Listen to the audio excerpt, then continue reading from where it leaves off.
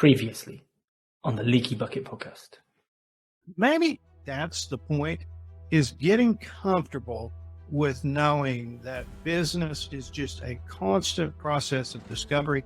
It's a constant process. If you're the leader of personal growth, of figuring out, okay, there's always stuff to learn. You can only do so much in a day, but also not being mad at yourself because of all the mistakes you made, but looking at mistakes like just an opportunity to grow.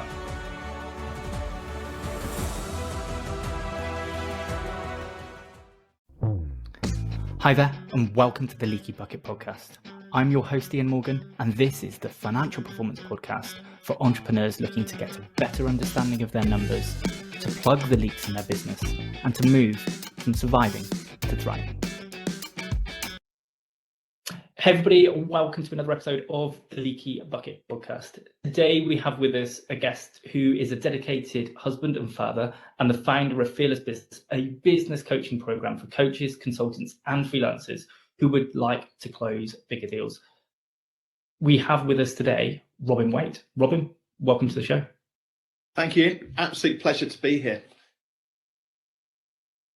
Robin, obviously, give a bit of an introduction around sort of Let's go first, actually. Husband and father.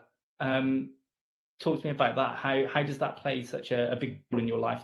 How do you get the balance correct?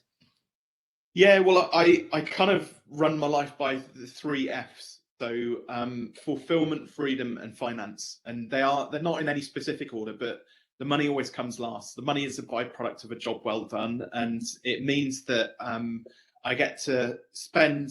The freedom and fulfillment side of things means that I get to spend time with my family through the business which I've created. And actually, one of the reasons, I know we're going to be talking about sort of the background of Fearless Business, how that came to fruition and things like that. But one of the main reasons I started the coaching practice in the first place was to kind of extricate me from my old agency days that were just frenetic. I had a slightly, small but slightly dysfunctional team that I was managing.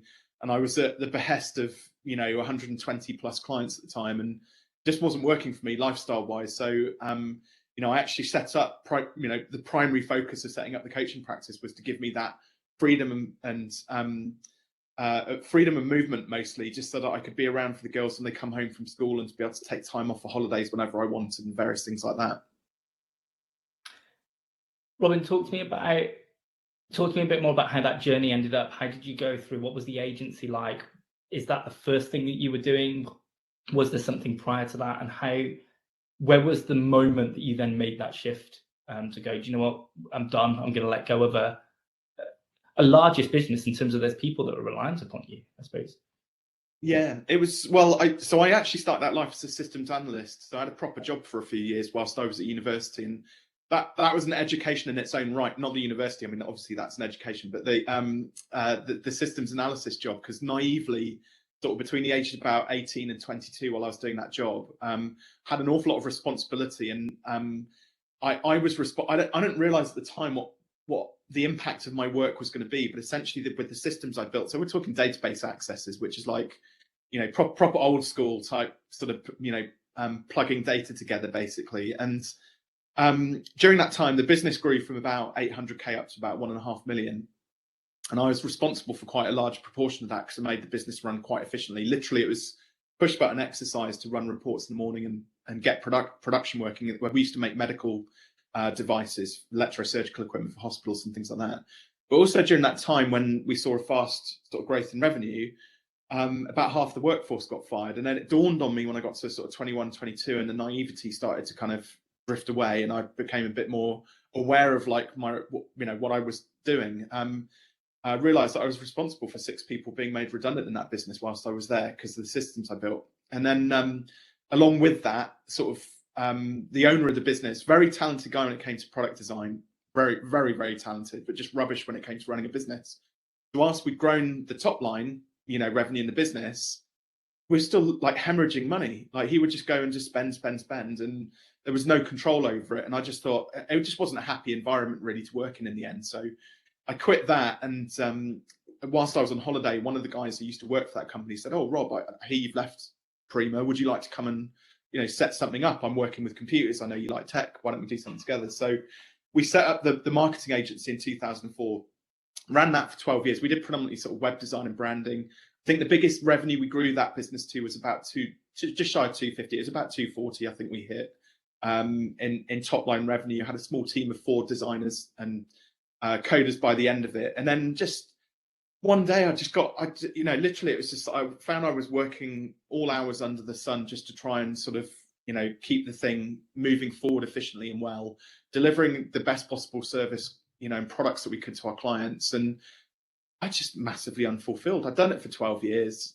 I put in my shift, too many late nights and a slightly dysfunctional team. And one day I was at my cycling buddies and I just had an epiphany. I was just like, you know what? I don't want to do this anymore. I can't somebody asked me, could you see yourself doing that for the next 10 years? I was like, absolutely not. I can't even see myself doing it for another year. And I went home to my wife, who was 8 months pregnant. So she's got a big bump, and said, darling, I've got some news for you. I'm going to close the agency down. I've had enough of it.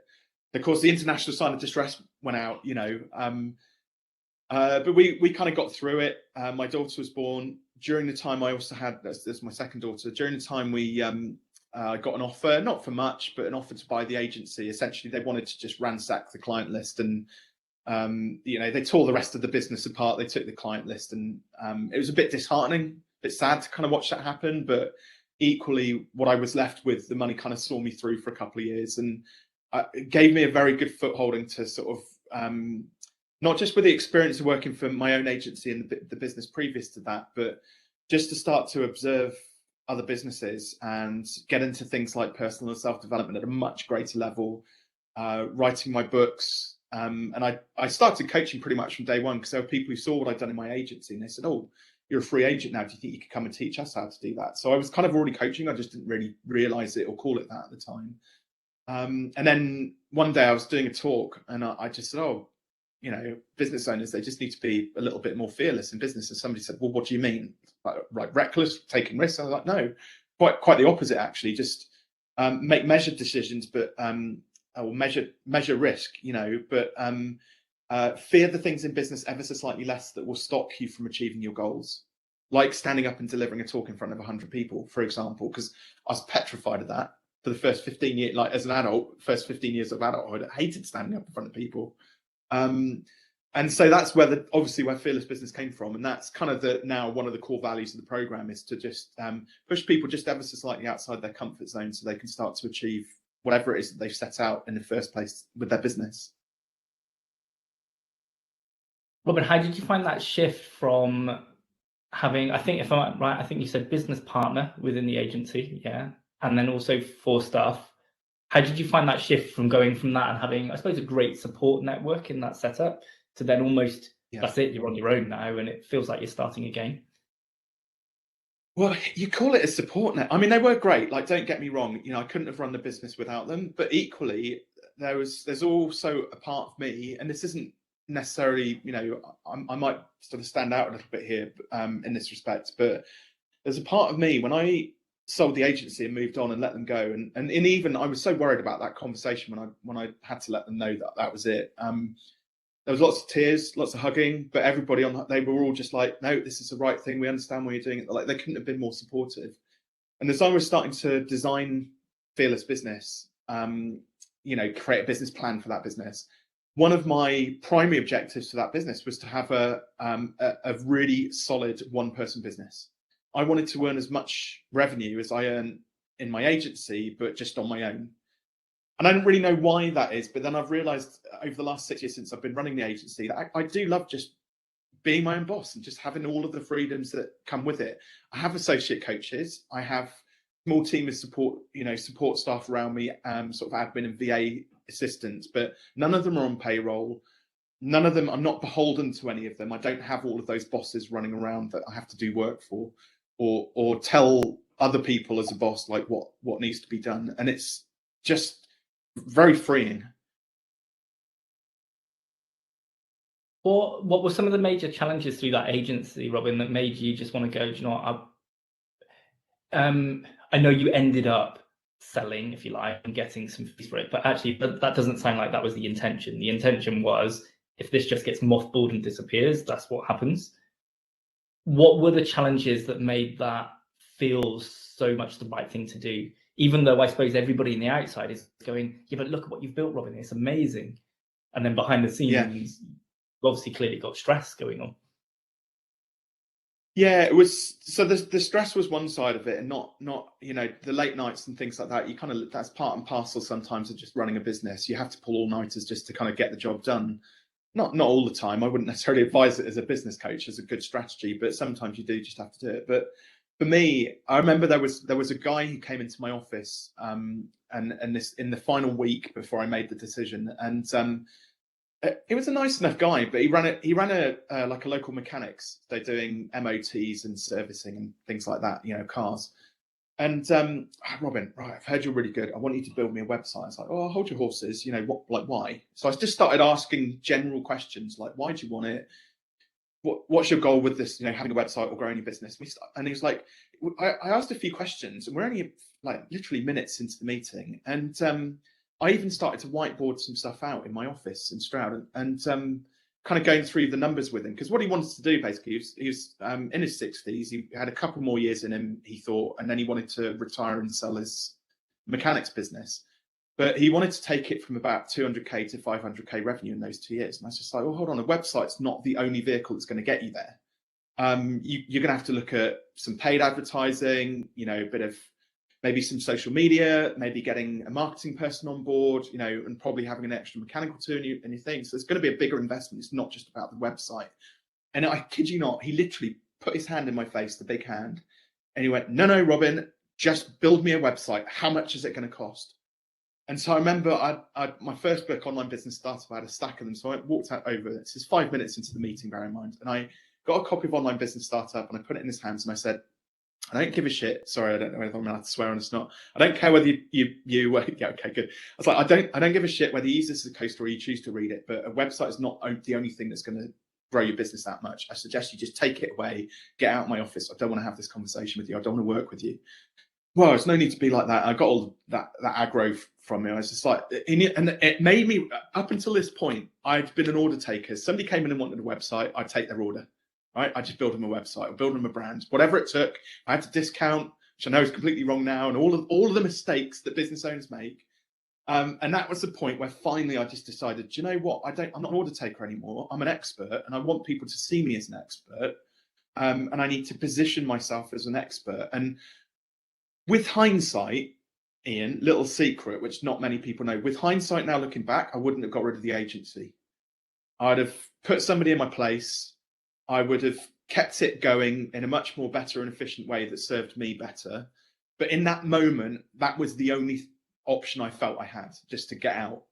But again, with hindsight, it was the right decision, because it was then a catalyst, a starting point for all of the cascading sort of decisions which happened after that, and where I've ended up with now. Robin, I want to understand, right, what you understand to be success, but I think there might be a key aspect here, right? If I took you, first of all, back to the peak of the agency, and I asked you at that point, what does success look like? What would have been your answer at that point? So I had a big epiphany, which is where, one, success is defined, like, without being too cliche, it's defined differently by every single person, because success is an internal thing. It's how you feel. It's not how much money you've got in your bank. It's not about what people think of you or anything like that. It's how you feel about yourself and how you feel about your business in that whatever moment it is that you're in. But I remember, again, there was a defining moment which happened again, sort of in that final year, where we'd innovated on our sort of branding products into a series of one-day sort of branding workshops, logo design in a day, effectively. And my mentor, and I thought this was utterly outrageous, and how could he possibly get away with doing this, right? But my mentor at the time got in touch with me and he said, "Oh, Robin, these one-day branding workshops that you do, I'd love for you to well, let me put it this way. I booked for you to deliver one of these tomorrow. It's in York, right? And for everybody who's listening to this, watching this, I live down in like southwest, so the Cotswolds, basically, a million miles from York. Really didn't want to drive up there and deliver this thing the next day. And I mean, bearing in mind, we were charging 1,500 quid for these workshops at the time. So it was a fair day rate for the work we were doing. And it was literally a day's work, and that was it. So you're talking for a design agency charging the equivalent of £200 an hour, effectively, is unheard of, or it certainly was back then.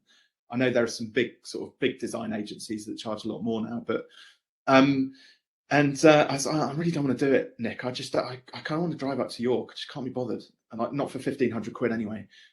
So he said, right, well, leave it with me. And he phoned me back 5 minutes later. He said, Robin, you're getting the car. You're coming up. I've organised it for you. And I was like, what do you mean you've organised it? He said, well, put it this way. He said, just go and check your bank account. And he'd gone and put 18 grand in my bank account for this one-day workshop. And I was like, yes, what, Nick? 18 grand for a day's work? Well, how long am I supposed to be out there for? Just tomorrow. I trust you. I know you're going to do a good job. And it was just in that moment, getting paid 10 times what we thought we were worth, because my mentor just that's all he'd been impressing on us, was just, this is about outcomes and results that you deliver for clients. And this is a big client. They'll appreciate it. And what they've said is they've got an 18 grand budget for it, which is, it's all yours. I'll take my 10% as well. But, there we go. And it's just a massive epiphany for me where, I was like, that's the definition of success, getting paid your worth, and it's effortless. Brilliant. Robin, what about those early days then of when you're starting to do the coaching, and you've got an agency, if you like, that in your mind had, I was going to say failed, but that probably seems a bit harsh. It hadn't given you what you wanted for you to feel successful and feel fulfilled. So you've got this almost a negative connotation, if you like, with the agency. But you've got people coming and knocking on your door because they saw the exterior positives. How did you deal and cope with that in those early stages, to go, this is a bit strange. People are coming to me asking me for all these great stuff, and all I can see is all the negative of what went wrong. Yeah, well, I realized that actually the business had failed me. It hadn't failed generally, and there were some very good things that came out of it. It's I built a house with the profits that I got out of that business. It was a very healthy, good. Not every year. I mean, not probably out of the 12 years, we probably had 5 years where it was like super healthy, super profitable. The majority of those were towards the back end of the 12 years that we ran that agency. We went through all of those like common business mistakes and pitfalls that you go through and learn your way sort of through it. So in that instance, it was a successful business. It was just that I couldn't handle just the pressure of having all of these people pulling at me from the top with the clients down, and then from the bottom up with the employees. And I just couldn't see a way out of it. I just saw that, it just didn't fulfill me. It was interesting your wording there, Robin, that the business failed me, right? I'm sure there's plenty of people who probably, if they're really honest with themselves, they're in the same position. What would be your advice to those people now knowing what you know? Well, again, I've worked with a number of experts over the years, so other coaches and mentors and people like that. And so having that, if you can find a way to, without going too woo-woo, to kind of extract yourself from the business and just take an overview of the business, look at it from the outside and see it from somebody else's perspective, you can then start to see some of the other opportunities that you might otherwise be missing. Like I didn't realize until I let the agency go how many blind spots I had, and how many better ways that and actually, interestingly, when this is something which I've always said as a coach now, is I'm quite often, when I'm coaching clients, I'm actually coaching myself as well. Because in that process of being able to observe other people's businesses, you start to realize what they're doing really well, what they're not doing so well. And that has a direct reflection on where your blind spots are within your own business as well. And like that's with the benefit of hindsight, having seen all of those blind spots now, I'd have loved to have gone back and actually kind of put some of that knowledge to play with the agency, because I think it would have, it could have gone exponentially. It could have been as easily a 7-figure business, I would say.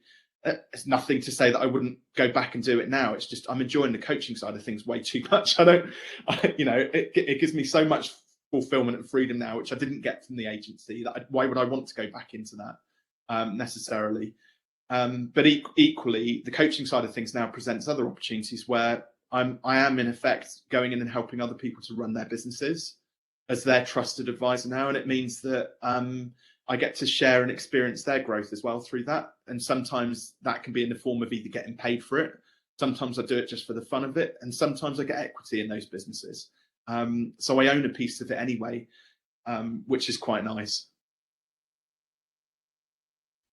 Robin, I know there's an element, right? You can be maybe a little bit controversial, maybe with some of the approaches that you have in terms of certainly attacking pricing, getting people to be fearless within business, and raising some key issues. What do you think people misjudge about you the most? Misjudge about me? Oh gosh, that's an interesting question. I wasn't expecting that one. Gosh, I don't know. I haven't taken the time to sort of to reflect on that. I think people still see me as the sort of the marketing expert, having run that agency for so long. And I've had to work quite hard to kind of distance myself from getting stuck in with marketing. And you mentioned there on like the controversial side of like marketing in 2022 is very different to what it was in 2004 when I first started the agency, right? In 2004, you could buy a set of business cards from your local printer, turn up to a BNI networking meeting, do your 60-second pitch and get clients, right? And you may have to have a website. Think about it. Facebook Zuckerberg didn't build Facebook until 2003. So when I first started my agency, like social media really wasn't a thing. LinkedIn didn't exist. Twitter wasn't really particularly big or prevalent back then. Facebook certainly didn't exist. And all of these other things that were sort of, that we're sold on now in 2022 when we're marketing our business. And I see so many business owners who are just, they're trying to like collect as many clients as they can possibly get. It seems to me like the notion of business has been forgotten, right? Business for me is about profitability. A healthy, successful business has like good, healthy amounts of profit in it. Okay. And that could be, if you had one client producing 100 grand a year's worth of profit versus 100 clients producing 100 grand's worth of profit, which is a better business. In my view, it'd probably be the former, right? So I believe that like marketing I mean, don't get me wrong. Marketing you still have to do. You still got to put yourself out there. People have to hear about you and know about you in order to make that first point of contact. But I see so many people, especially in professional services, coaches, consultants, freelancers, which I work with a lot, accountants, law firms, you name it. They seem to spend 80% of their time doing marketing and only 20% of the time doing the thing which they set out in their business to do in the first place. Right? Now that's not my definition of success. That for me is what I call the sales cycle of doom. Sell, deliver, sell, deliver, sell, deliver, sell, deliver, sell, deliver, sell, deliver. And it's frenetic. And all you're doing is going round in circles, right? Chasing your tail, constantly exhausted. And then you burn yourself out or go on holiday and you stop for a bit. Stop selling, you stop delivering. And then it's like, oh, right, best get back to it then. Deep breath.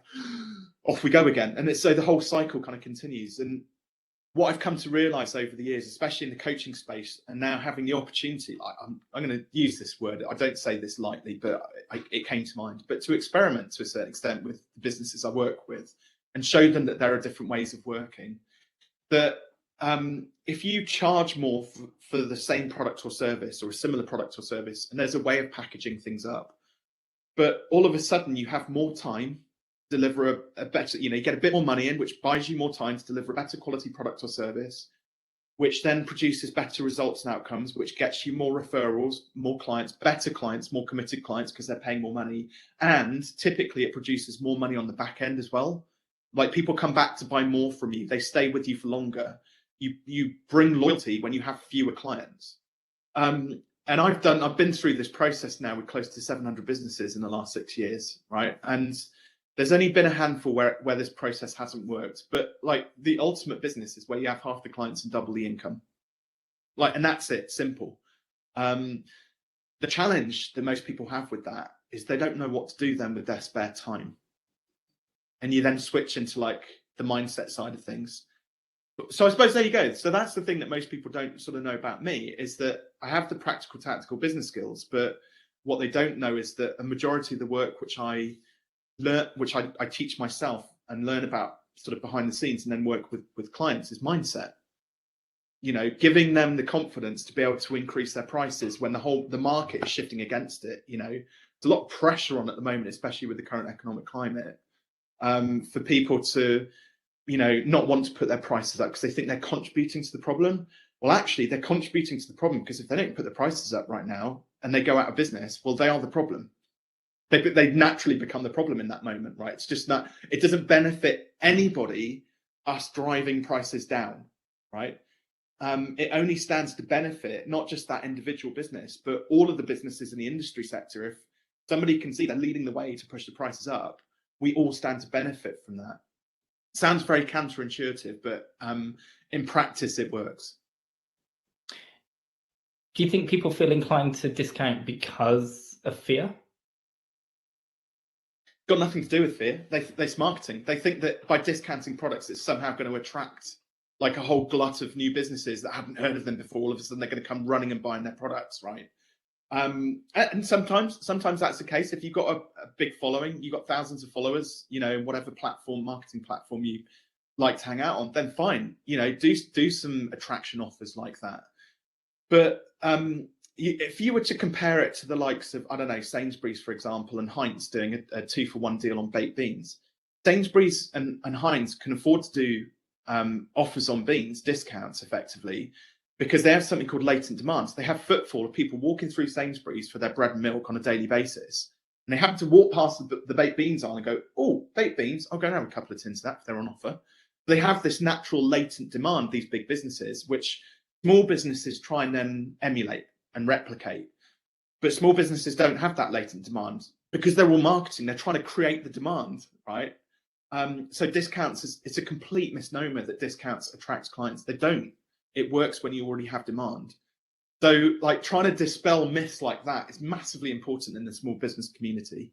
And the Chartered Institute of Management Accountants produced some stats pre-lockdown, actually, so they probably need a bit of updating, but they're fairly universal. And what they said was that the average business pulling about a 35% gross margin, so gross profit at the top of the P&L, if they discount by just 5%, they've got to sell 14% more of the same product or service to make the same net profit. When you go up to 10%, 10% of a discount, that grows to 22% more. When you get to 15%, you're already looking at about 45, 50% more of the same products. When you get to 20%, you've got to sell virtually double to make the same net profit.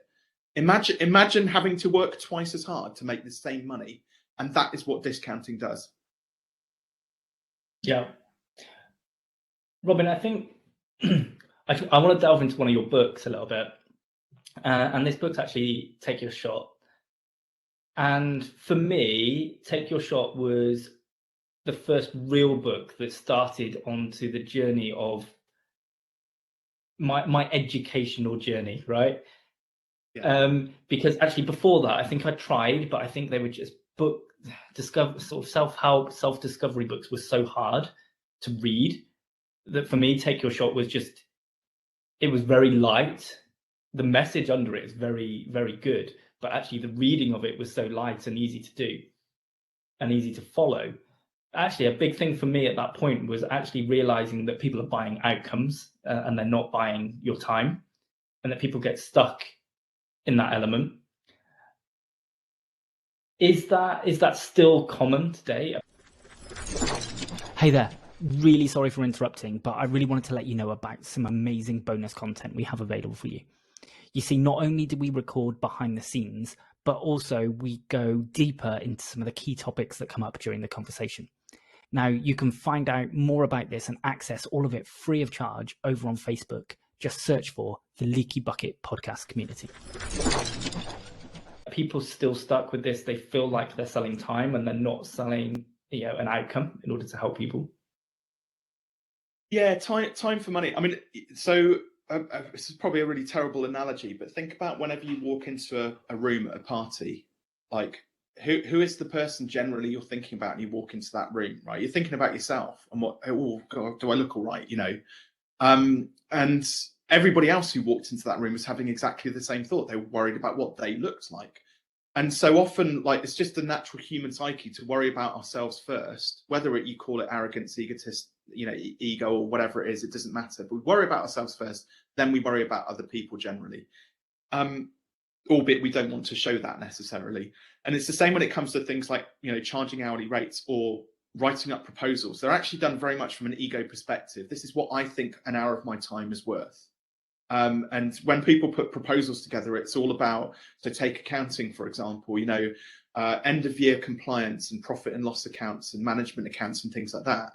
But the reality is, all that person wants to know is, can this tax accountant save me £5,000 this year of corporation tax so that I'm a bit better off and I can reinvest that money back into my business, right? That value proposition, that and I know none of we can have a conversation about guarantees and things like that. And again, it's gonna vary from business to business. But really, when it comes down to things like hourly rates, for example, another good example is, take my web design business. We started off charging hourly rates. And when we were young, naive, and inexperienced when we started that business, the work used to take us longer, right?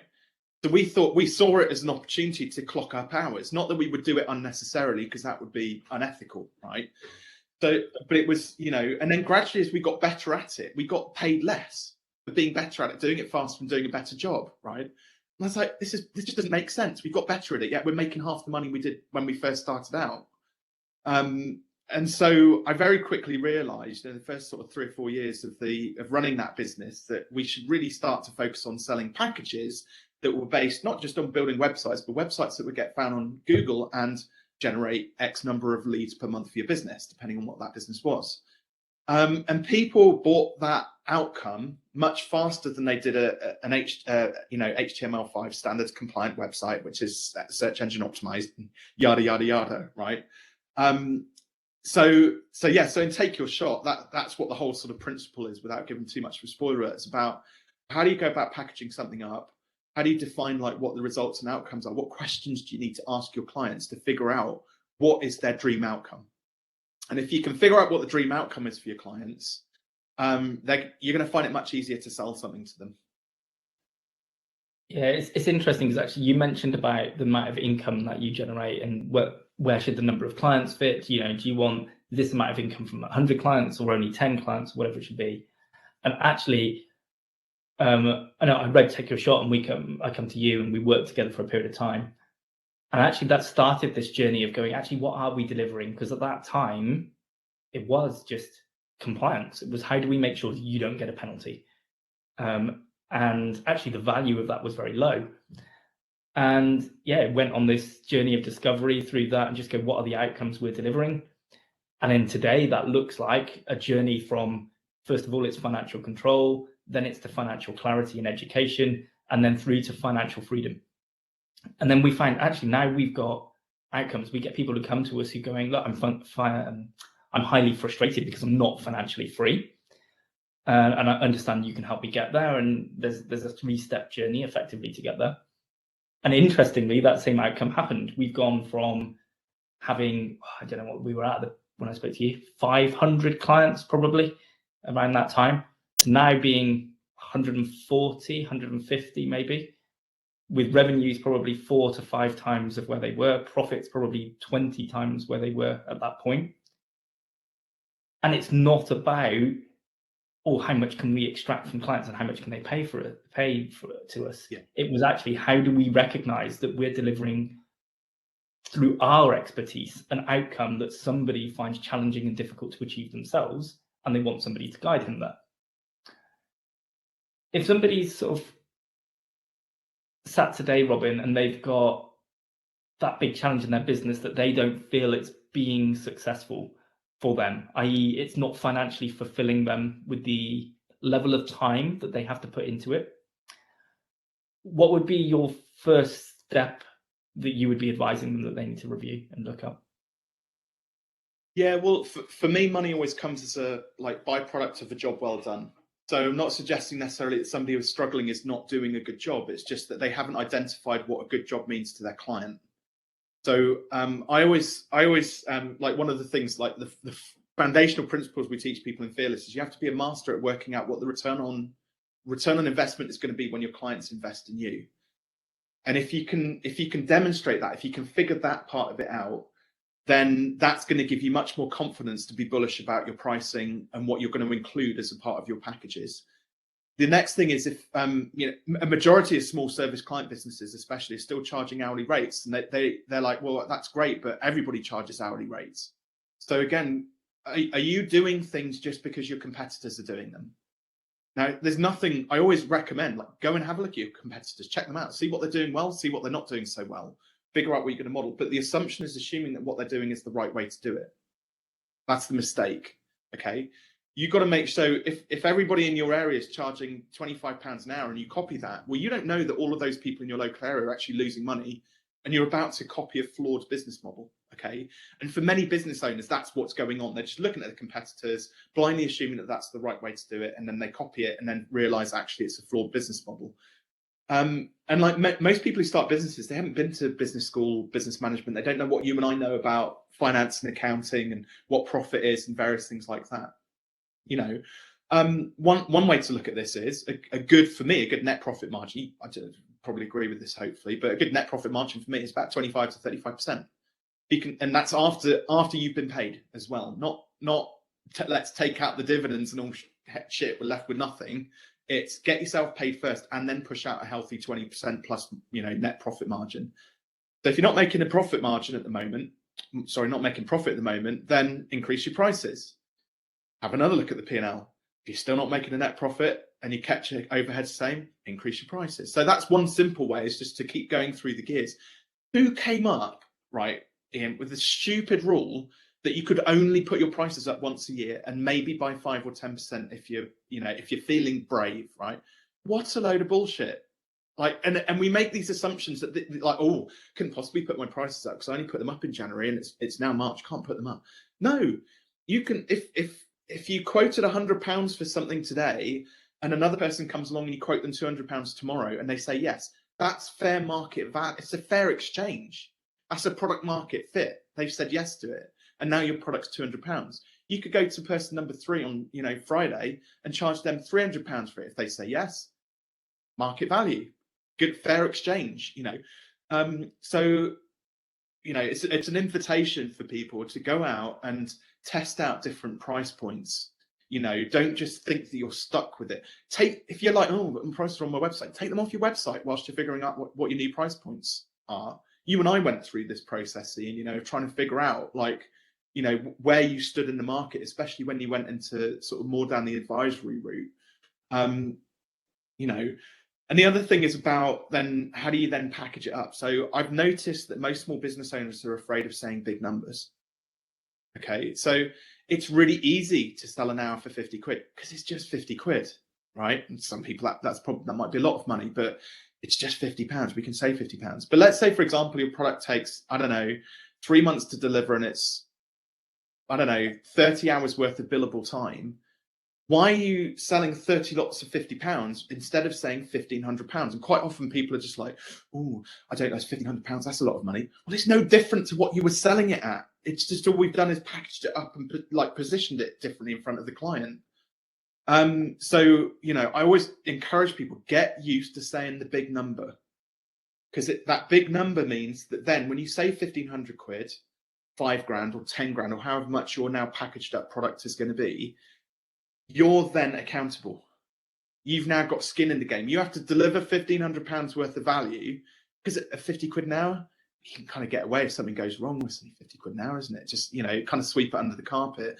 But £1,500, which is a significant investment, same investment, but now it feels like it's a significant investment. All of a sudden, it messes with the brain. So we normally spend about 4 to 6 weeks just working with people just on saying those big numbers, getting comfortable in the value which they deliver, talking about their client's dream result, dream outcome, getting that value proposition absolutely nailed down. So when it comes to pitching it, they say it they believe it, right?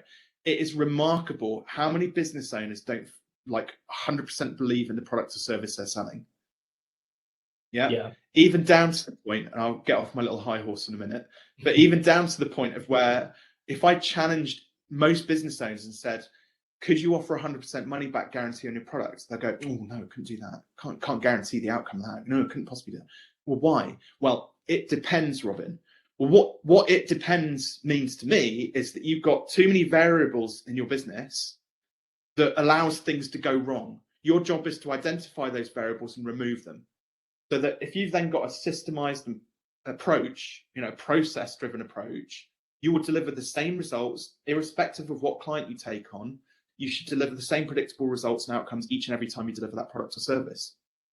And then you can hang your hat on it. You get known for doing that one thing really well, and people pay good money for it. They refer other people because it's such a seamless, effortless process. So yeah, so if anybody finds themselves saying it depends and no, I can't put guarantees on that, that says more about you and your business and your products than it does about the clients that you work with. Yeah, it's interesting, Robin, because I don't think I tied that back to you, but actually that's an element of what we've done in terms of going, actually, we know the best place we are to deliver outcomes is within these parameters. And ultimately, if somebody doesn't meet those parameters, historically, many years ago now, we would have had a go. And that's where then the 100% money back guarantee would have fallen down, because we would have gone, yeah, we're just having a go. Whereas now, we're just going, if you can't fit in these parameters, we're not confident we can deliver the outcome. Therefore, we don't even want to enter that agreement, because we want to be confident in the outcome that we can deliver. And in which case, then the premium can be charged with it, because we are 100% confident that we're going to deliver that outcome. I think, have you got anything, Robin, that has surprised you as an outcome that's happened through some of the coaching that you've been doing? I kind of, when I first started doing the coaching side of things, a lot of the things which I worked on were sort of practical, tactical business skills, you know, going through goal setting and looking at cash flow forecasts and profit analysis and stuff like that. And but then as kind of things have gone on and I've started to sort of hone my craft, and like they call it a coaching practice for a reason, same as it's an accountancy practice. It's a practice for a reason, because you've got to practice at it to get better, right? So as I've gone through the last few years kind of practicing my craft, and I've started to realize that I don't coach the businesses, I coach the business owner. That's where the mindset side of things comes into it. And then the results, which at the time I thought it was all about helping people to make more profitable businesses. And then as time's gone on, I started to realize, no, when a client can afford to pay for their marriage, they can afford to go and get their first office, their wife can afford to, or husband can afford to leave their job in public sector and come and work within the business, that somebody can now move out of rented accommodation and afford to get a mortgage because of the work that we've done together. I've realized that's really about what it's about. I've tried in the early days, tried doing some coaching work for some, you know, relatively large or more corporate commercial businesses, law firms and various other sort of, you know, you're talking like, how many figures is it, like 10 million plus, you know, revenue businesses. And I just didn't like the cold corporate nature of it, because you just can't see the direct impact of the results, which I can't see the direct impact of the results which I get with clients. And I'm just like, I've just realized I'm just deeply passionate about small grassroots businesses, because when you see a business grow from like 30k a year, you know, an independent freelancer or something like that, and then by the time we finish working together, they've hit, you know, 100k plus, and the difference that's made to their lifestyle, you know, I'm like, perfect. That's what we set out to achieve in the first place. Yeah. Robin, we've talked quite a bit around challenges that we think other business owners and everything have got. I think there's a misconception, I think, from people who maybe are not defining themselves as successful, could probably be sat here listening to us today and just go, oh, yeah, but this is all very well. You guys have got it all figured out. Everything's smooth and plain sailing for you, which obviously is not the case. So I thought, first of all, I'll share something maybe that we've got that's a current challenge, but then be interesting to hear what you've got as a current challenge currently. So from our perspective, we've got a challenge currently where we're looking at, we've got a waiting list of people wanting to join us, and it's hard to fulfill that demand. And it's so simple just to go, somebody from the outside could just go, just hire new people and that's it, just deliver. But when your product and your service is all built around quality and you have your own internal standards to meet, if we bring somebody in, it probably takes 6 months to train them to hit our quality standards. So the current challenge we're looking at is how in 2023 do we make sure that we're bringing the right people in, training them to the right standards to fulfill the demand that we've got currently, which takes a lot of thinking time, which probably something, again, we talked about mindset. People probably don't put enough time aside to do thinking. So we've currently got Wednesday, which is out with us working with a coach, where it's literally thinking, how will 2023 play out? So anyway, for yourself, Robin, what have you got yourself that's a current challenge that you're trying to overcome? Yeah, so it's been an interesting sort of couple of years for me, because COVID year, it was like we were going gangbusters. I don't know what happened, but we just we hit, well, I say I hit 180k revenue in 2020 during COVID, and I had COVID as well that year. So I was like, pulled myself out from underneath the bus, and then next thing you know, I'm hit with all of these new clients that are joining the program. And then over the last 12 months, that slowed down a bit. I think there's been the online space has been inundated with a lot of new faddy sort of coaches, a lot of the marketing coaches, which I won't rant about again, but there's actually, from when I first started out, there's 4.5 times the number of coaches than there were 6 years ago. So I've noticed that in terms of that market saturation, we found it like harder to be found. But one of the things which I've noticed is, though, that because I've doubled down on things like the books, my own podcast, guesting on other podcasts, sort of positioning myself as that expert. For example, in August, I took majority of August off, and then I had an ankle operation recently and took another 2 or 3 weeks off. And just it's so weird the way the world works. During those 2 periods of like significant downtime, we're talking 8 weeks across both periods.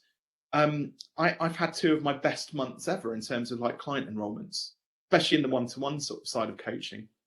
So I think, but I've been in the game for long enough to know that business it's not like a straight line which just goes up or even across like that. Business is like that. So for me, it took a long time to get used to the lumpy bumpiness, especially in the coaching practice, then to see a big success followed by what effectively was a big dip. But I still had a very successful year after that anyway, in many people's standards. So just keeping calm during those times, fearing stuff ever so slightly less, knowing that the clients are going to come because you've done all of the groundwork, is probably one of the biggest lessons which I've learned recently. And there's a second part to this story as well, which is more on the finance side of things. I had a big lesson handed to me as a result of this. So when we went up like that, I pulled in lots of people, associate coaches and services, and like, got caught up in the whole scaling coaching thing, right? And did all of that, realized actually, no, Robin, when you first set this business, it was going to be a good one person, a really solid one person business that was bigger and better than the agency. So I then started to unwind and unpack a lot of that, but I still had all of the liabilities that I'd kind of the agreements and things that I'd signed up to that have this, you can sign up to stuff quickly, but then you have this long half-life of getting rid of stuff once you bought into it. So these last few months, actually, I've been really solidly focused on just getting on top of the finances, especially the overheads and outgoings, just to make sure that I have a very stable base again, low overhead. And my goal is that it's really funny actually, because for a while I was like, oh God, is it a sign of being unsuccessful? Is it a failure that I'm getting rid of all of these things that I had 2 years ago? And I was like, no, it's just the nature of the beast. This is just business. It's part of the process of going up and going down and everything else. But being able to manage that process, that's part, I'm sensible with it. I don't feel bad about it. It's like, right, I'll just let those services go. It's simple. So my goal is by June 2023, my overheads will be stripped right back again to where I was when I first started out. And it just has that very stable base. Funny enough, I was having a conversation with my coach this morning about this and it's timely because we've got the World Cup on at the moment, but there's 2 sides to business. There's playing to win, which is marketing, sales, charging lots of money, making as much money as you possibly can do. But what I've realized is on the back end of that, there's this playing not to lose. Like if your overheads start to get out of control and you grow too fast, you end up shipping goals. You just end up losing way too much money. And once that money's gone, you can never get it back. Just like time, use an hour of your life, you'll never be able to get that hour back. And it's the same with the money that you've made. And I think you have to chip away at both ends of the P&L, the profit and loss, to be successful. Yeah, I couldn't agree more, Robin. I think it's so easy to become bloated in terms of the costs that we've got within a business, because at the end of the day, like entrepreneurs, we think everything's going to be amazing and rosy. There's never going to be any downs until you're in the downs, and then you think nothing else can come apart from downs. But what happens is you end up, buying stuff that seemed a good idea at the time, and it probably doesn't get cancelled or it doesn't get downgraded. And actually, I'd argue at most times, unless it's been recently done, most businesses can go and review their expenses and probably cut 5 to 10% straight away. I was just going to say, sort of in addition to that, so there's a great quote. I wish I could remember who said it, but somebody said, and they were talking specifically about people. They said, hire slow, fire fast. And I think it's the same with any expenses that you have in your business. You know, take the time to make a considered decision to bring, you know, to pay for something, bring something into your business. But when you don't need it anymore, like get rid of it like as quickly as you can and efficiently as you can in a way that's not going to impact the business. And I've got an example of this, and it was a really tough decision to make. I'm aware we're sort of running out of time, but hopefully it won't take long to talk about this. But we do weekly coaching calls, and so I've always done my Wednesday call, and then during lockdown we had a lot of people losing their shit over everything that was going on. It's a very traumatic time for a lot of people. So I brought a mindset coach in, and she'd been through my program, brilliant coach, and she started doing a call on a Tuesday. And as part of this sort of exercise of cost saving and just leaning up the business again, I had to let it go. And it's so hard when you built up these like emotional attachments to people and things in your business. But you do have to remind yourself at the end of the day, like you set up this business in the first place for yourself. You know, yes, you want to service other people, but look, you've got to make profit. You've got to pay yourself. You've got to put food on the table and things like that. And sometimes, like, you have to be pretty selfish in business. Like, there's a lot of fear around firing people. But if ultimately getting rid of somebody and making that very difficult decision is ultimately going to lead to the long-term success of the business, it is a very difficult decision, but it's a decision you've got to make. Yeah, Robin, when we had the sort of glitchiness going on, the question I was going to pose was, you said mentioned you've got coaches and things around you, and we've also mentioned books. Have you got any particular books that you'd recommend that somebody should read? Well, mine obviously, but that's probably being a bit too cheesy. No, one of the best books I ever read was a book called Built to Sell by John Warrilow. He's a fantastic consultant. He's built and sold a couple of big multi-million-dollar businesses in the States. And again, it's written in a similar style to Take Your Shot, as told as a story, but it's about this notion essentially that you should build a business as though you're going to sell it, even if the intention wasn't to sell it. If your business is saleable, it means all processes, systems, finance, marketing, everything is all in place as it should be. People are allocated the requisite sort of tasks and things like that. And actually, the other book, which is come out much more recently than that, is this one by Perry Marshall called Detox, Declutter, and Dominate. And it's a funny story behind this. So he wrote this big sort of 300-word plus 300-page book, and all the feedback he got was, it's great, but it's a bit boring because it's a massively great big thick book. So he summarized it in Detox, Declutter, and Dominate, and they've got 7 steps in this this little book, which if every business knew these 7 steps in this book, you know, they'd be absolutely flying. They're really simple principles, and you can see it's a very thin book. It's only 36 pages, like in a workbook sort of format. You see my page of notes in there as well. But that was a real game changer when I discovered Perry Marshall and some of his sort of teachings as well. Fantastic. Robin, you talked a lot about mindset and coaching and that sort of stuff, which I think sometimes is a little bit difficult to pin down what it is. I'm just interested, what do your children say that you do? That's a really good question, actually. Do you know, I've never asked them. I've never heard them kind of. They do say, "Oh, Daddy's the fearless coach, the fearless business coach." But I doubt probably to a 6 and 8-year-old that makes a lot of sense to them. But they know that I do business stuff and I speak with a lot of business people, and I'm a YouTuber as well, which they find quite amusing because all they do is spend, you know, whenever they can, they try and get on their iPads and watch YouTube Kids and stuff like that. It's like, "Oh, Daddy's a YouTuber." So in their eyes, I'm a YouTube celebrity, but I'm really not. Brilliant. Robin, it's been a pleasure having you on and sort of going through and being open and honest and giving sort of your insight into being fearless within business and that sort of stuff. Where can people find out more about you, connect with you, find your books? Yeah, where can people find all of that? Yeah, absolutely. So I've got 2 websites actually. So I've got my sort of mainstream website, robinwaite.com, which has got some resources on it. But we've got a few free courses, and there's also a place where I've got some signed copies ready to go out for your listeners as well. And so they can get hold of those at fearless.biz.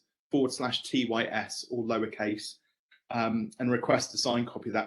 Or what's better is if they go and buy it from Amazon and then leave a review, because one, it's beer tokens. College fund for the girls, but also it helps bump up the reviews. But I've got a few signed copies as well if people want them. Fantastic, Robin. Robin, we've got a bit of a closing tradition on the podcast, right? Which is a bit of a left field question, which is, if you had to start a new business tomorrow that's completely unrelated to what you currently do, what would that business be and why?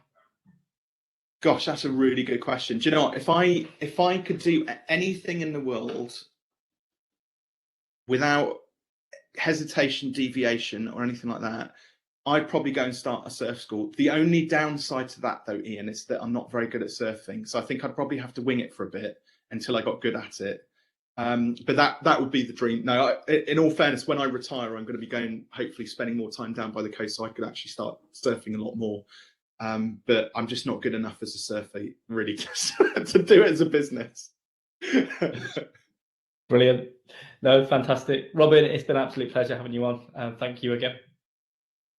Likewise, been an absolute pleasure catching up. Thank you. Thanks so much for listening to this episode of the Leaky Bucket podcast. I'd love it if you could help spread the message by clicking subscribe and leaving a review. Also, please do reach out to me on LinkedIn and let me know your thoughts on this episode. You can also find more info and links in the show notes below. See you next time. Coming next week on the Leaky Bucket podcast. It wasn't the life that I wanted. And I just, remember sitting at her funeral and thinking, her life had been taken away. And, that if I didn't make some changes, then, my life was pretty much going down the pan as well.